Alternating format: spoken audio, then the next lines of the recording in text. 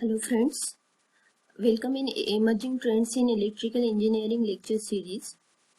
This is our lecture number 5 of unit number 1 and the today's topic is IoT initiatives in power distribution system. The course outcome is suggest the relevant IoT technologies for electrical system, and the learning outcomes are means after watching this video you will be able to explain the IoT initiatives in power distribution systems. In the previous lecture we studied the different IoT application areas in electrical system like building automation system, SCADA system, smart meter and illumination system, that is public lighting.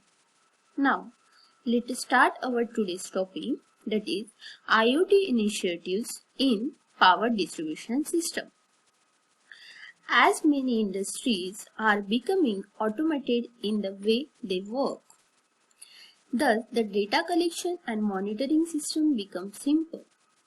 जैसे कि आज बहुत सारी companies जो है वो automated हो गई है, वह उसमें जो डेटा कलेक्ट करते हैं और मॉनिटरिंग करते हैं वो ऑटोमेटिक होने के कारण जो डेटा कलेक्शन और मॉनिटरिंग का काम जो है वो बहुत सिंपल हो गया है. This is all made possible due to digital environment. और ये सब किस वजह से हुआ है? डिजिटल एनवायरनमेंट के वजह से हुआ है. सो this increases the speed of operation and increases the operational energy efficiency and maintenance is optimized. तो ये सब की वजह से, ऑटोमेशन की वजह से हमारी जो ऑपरेशनल स्पीड जो है, मतलब स्पीड ऑफ ऑपरेशन जो है वो इंक्रीज हो गई है. उसी के साथ साथ एनर्जी एफिशिएंसी भी हमारी इंक्रीज हो गई है और जो हमारा मेंटेनेंस है वो ऑप्टिमाइज हो गया है. मतलब जो मेंटेनेंस है वो प्रॉपर तरीके से होने लगा हुआ है. This chapter describe the specific demand on electrical power distribution in automated production line. इस चैप्टर में हम देखने वाले हैं कि इलेक्ट्रिक पावर डिस्ट्रीब्यूशन किस तरीके से होगा. तो this include the efficient engineering with digital twins. पहला क्या है? Efficient engineering with digital twins. Also fail safe power supply, incorporation into industrial automation, integration in end to end energy efficiency concept and data management in the cloud. Let us see all these terms in detail. So the first one is efficient engineering with digital twins. Like the entire energy system, electric power distribution is also changing. जैसे कि हमने देखा कि हमारी जो पूरी energy system है वो ऑटोमेटेड होती जा रही है, तो इसलिए हमारे जो इलेक्ट्रिक पावर डिस्ट्रीब्यूशन जो है वो भी क्या हो रहा है? चेंज हो रहा है. Some of the factors for this changes are, तो ये हमारा इलेक्ट्रिक पावर डिस्ट्रीब्यूशन चेंज होने के लिए जो कुछ फैक्टर्स है, जैसे कि कौन से फैक्टर है? लोड कंडीशन चेंज होना और जो नंबर ऑफ इलेक्ट्रिकल कंज्यूमर्स है वो इंक्रीज होना. उसी के साथ नेटवर्किंग और ऑटोमेशन इंक्रीज हो गया है और जो बिल्डिंग और इंफ्रास्ट्रक्चर में भी बढ़ोतरी आई है. तो ये सब फैक्टर्स की वजह से हमारा इलेक्ट्रिकल पावर डिस्ट्रीब्यूशन भी क्या हो रहा है? चेंज हो रहा है. With increase demand on operational energy management and planning और and operation of the electric power distribution becoming more complex with existing system. So हमारे जो demand and operational energy management की वजह से हमारी जो डिमांड इंक्रीज हुई है तो उसकी वजह से क्या होगा? जो planning and operation of electric power distribution जो है वो कॉम्प्लेक्स हो गया एग्जिस्टिंग सिस्टम के साथ मैनेज करना. हमारे जो एग्जिस्टिंग सिस्टम में अभी पहला जो था वो हमारा सिंपल था, उसमें ऑटोमेशन वगैरह नहीं था, तो सिस्टम वही है. अगर उसमें ऑटोमेशन आया तो उसके साथ प्लानिंग और ऑपरेट करना क्या होगा, अभी कॉम्प्लेक्स होते जाएगा. So for smooth interaction between hardware and software with specific data management, it is necessary to ensure the proper and appropriate support for this massive network production environment. मतलब ये systematic data management में अगर हमको hardware और software के बीच में अगर smooth interaction लाना है तो हमको ये इंश्योर करना पड़ेगा कि प्रॉपर और अप्रोप्रिएट सपोर्ट हमारा मैसिव नेटवर्क प्रोडक्शन एनवायरनमेंट को मिलना चाहिए, तब जाके हमारी सिस्टम जो है प्रॉपर तरीके से वर्क होगी. So next one is the fail safe power supply. In the system where everything is interlinked and interconnected, जैसे कि हमको पता है हमारी सिस्टम जो जिसमें क्या है, सब एक दूसरे से इंटरलिंक्ड है और इंटरकनेक्टेड है. Then the availability of the component is more important. तो सब एक दूसरे के साथ इंटरलिंक्ड और इंटरकनेक्टेड होने के कारण हमारे जो कंपोनेंट है उसका अवेलेबल होना बहुत ज्यादा इम्पोर्टेंट है. If a single element in the manufacturing process fails, the entire system में damage, bringing the whole process to a standstill. अगर इसका कंपोनेंट अवेलेबल होना जरूरी है, अगर इसमें से एक भी कंपोनेंट, एक भी एलिमेंट अगर मैन्युफैक्चरिंग प्रोसेस का अगर फेल हो गया तो क्या होगा, हमारी जो पूरी एंटायर सिस्टम है वो क्या हो जाएगी, हमारी बंद हो जाएगी, स्टैंड स्टिल हो जाएगी. To protect from this, we have to provide the maximum safety and maximum flexibility to the system. तो ऐसा न होने के लिए, हमारी पूरी सिस्टम हमारी बंद ना होने के लिए हमको क्या करना पड़ेगा, मैक्सिमम सेफ्टी और मैक्सिमम फ्लेक्सिबिलिटी हमारे सिस्टम को प्रोवाइड करना पड़ेगा. For that integrated protection concept is used to continuously protect the industrial component and machines and device in the plant. So ये सबको हमको मैक्सिमम सेफ्टी और फ्लेक्सिबिलिटी प्रोवाइड करने के लिए हमको इनको इंटीग्रेटेड प्रोटेक्शन कंसेप्ट लगाना पड़ेगा, ताकि हम कंटिन्यूअसली प्रोटेक्ट कर सके वहां के सिस्टम के इंडस्ट्रियल कंपोनेंट्स को, उसके मशीन को और डिवाइसेस जो भी प्लांट में लगे हैं, इन सबको क्या कर सके, इंटीग्रेटेड प्रोटेक्शन कंसेप्ट लगा सके. मतलब इंटीग्रेटेड प्रोटेक्शन कंसेप्ट मतलब कंबाइनली उन सबको प्रोटेक्ट कर सके. So, the various protection includes the protection against short circuit, over voltage, overload, fire due to contact. तो ये जो प्रोटेक्शन प्रोवाइड करेंगे वो प्रोटेक्शन किसके अगेंस्ट रहेंगे, अगर कोई शॉर्ट सर्किट होता है या फिर ओवर वोल्टेज आता है या फिर ओवर करंट या फिर फायर होता है कॉन्टेक्ट की वजह से, तो ये सबको, इस सब फॉल्ट से उसको प्रोटेक्ट कराएगा हमारे सिस्टम को. Selectivity is also plays an important part in the circuit protection. तो हमारे सर्किट प्रोटेक्शन का सिलेक्टिविटी जो है वो इम्पोर्टेंट पार्ट है.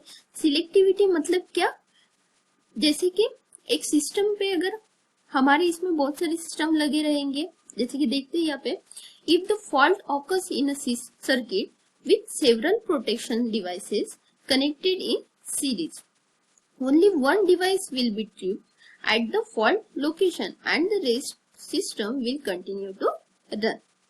मतलब हमारे इस सिस्टम में अगर बहुत सारे डिवाइसेस सीरीज में लगे हुए हैं, उसके साथ उनके प्रोटेक्शन डिवाइसेस लगे हुए हैं, तो जहां पे हमारा फॉल्ट आया है तो पर्टिकुलर वही डिवाइस क्या होना चाहिए, ट्रिप्ड होना चाहिए, ना कि अदर जहां पे फॉल्ट नहीं आया है वो ट्रिप नहीं होना चाहिए.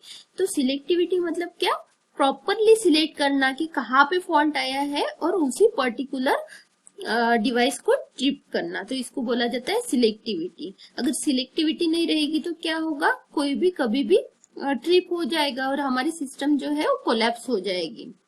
तो सिलेक्टिविटी जो है वो हमारा इंपॉर्टेंट पार्ट है सर्किट प्रोटेक्शन का. So this is about the fail safe power supply. Third is the incorporation into the industrial automation. मतलब इंडस्ट्रियल ऑटोमेशन के साथ incorporation, The technical basis for combining the electrical power distribution in automatic environment provide the capable communication components.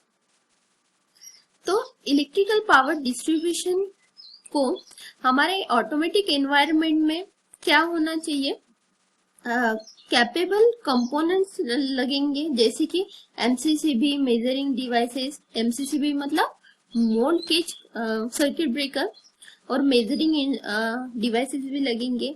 The MCCB and measuring devices are directly integrated into the portal and the portal energy suite. तो जो भी हमारे MCCB और measuring devices रहेंगे वो एक दूसरे के साथ इंटीग्रेटेड रहेंगे उसके पोर्टल पे, या फिर जो भी पोर्टल का सॉफ्टवेयर है उन सब पे वो इंटीग्रेटेड रहेंगे, कनेक्टेड रहेंगे. इलेक्ट्रिफिकेशन इज दस an integral part of the automation solution. तो इन सब के लिए हमको इलेक्ट्रिफिकेशन करना जरूरी है. तो इलेक्ट्रिफिकेशन जो है वो ऑटोमेशन सॉल्यूशन का एक अविभाज्य पार्ट है, इंटीग्रल पार्ट है, बहुत ज्यादा इंपॉर्टेंट पार्ट है. Next one is the integration in end to end energy efficiency concept. The data gathered on the current, voltage and energy can be used for detailed evaluation and systematic management of processes in production and automation. तो जो भी data collect किया हुआ है जैसे कि current, voltage और energy का डेटा, तो वो किसके लिए यूज आएगा, ताकि हम उसका डिटेल इवैल्यूएशन और सिस्टमेटिक मैनेजमेंट कर सके ऑटोमेशन प्रोसेस का. ऑटोमेशन प्रोसेस में हम डिटेल इवैल्यूएशन और सिस्टमेटिक मैनेजमेंट कर सके. तो इसलिए हमको जो सेंसर ने वगैरह जो डेटा कलेक्ट किया है जैसे कि करंट, वोल्टेज और एनर्जी, ये सब यूज में आएगा. Faults in the plant identified at the early stage and failure are prevented and operation is made more efficient overall. तो इससे जो इवैल्यूएशन और सिस्टमेटिक मैनेजमेंट किया है, तो इस इवैल्यूएशन से हमको पता चलेगा कि हम आइडेंटिफाई कर पाएंगे कि सिस्टम में कहाँ फॉल्ट आने वाला है, ये अर्ली स्टेज में हमको पता चल जाएगा. और जो फॉल्ट आने वाले हैं उनको हम क्या कर सकेंगे, प्रिवेंट कर सकेंगे. इससे कि हमारा जो ऑपरेशन है वो मोर एनर्जी इफिशिएंट बन जाएगा. The energy data can be used to assess the state of the system. जो भी एनर्जी डेटा हमको मिला हुआ है उससे हम पता कर सकते हैं कि हमारी सिस्टम की स्टेट कैसी है, मतलब हमारी सिस्टम कैसी है, उसकी क्वालिटी कैसी है, as well as to optimise the energy consumption and capacity utilisation. और इससे हम हमारे एनर्जी कंजम्पशन को भी ऑप्टिमाइज कर सकते हैं, मतलब एनर्जी कंजम्पशन को भी कम कर सकते हैं और उसका यूटिलाइजेशन की कैपेसिटी को बढ़ा सकते हैं. Next one is the data management in the cloud. तो क्लाउड पे हम डेटा को किस तरीके से मैनेज करते हैं. All the data management in cloud, all the energy data captured is made available in cloud based IoT operating system. जो भी डेटा कैप्चर किया हुआ है, जो भी डेटा कलेक्ट किया हुआ है, वो एक cloud based IoT operating system पे अवेलेबल होता है. This platform or operating system make it possible to access the data and control the device through digital services. So उस डेटा से हम उस प्लेटफॉर्म पे उस डेटा को हम कलेक्ट कर सकते हैं, उस डेटा को एक्सेस कर सकते हैं और डिवाइसेस को कंट्रोल कर सकते हैं थ्रू डिजिटल सर्विसेज. मतलब डिजिटल सर्विसेज के हेल्प से हम उस डेटा को एक्सेस और कंट्रोल कर सकते हैं.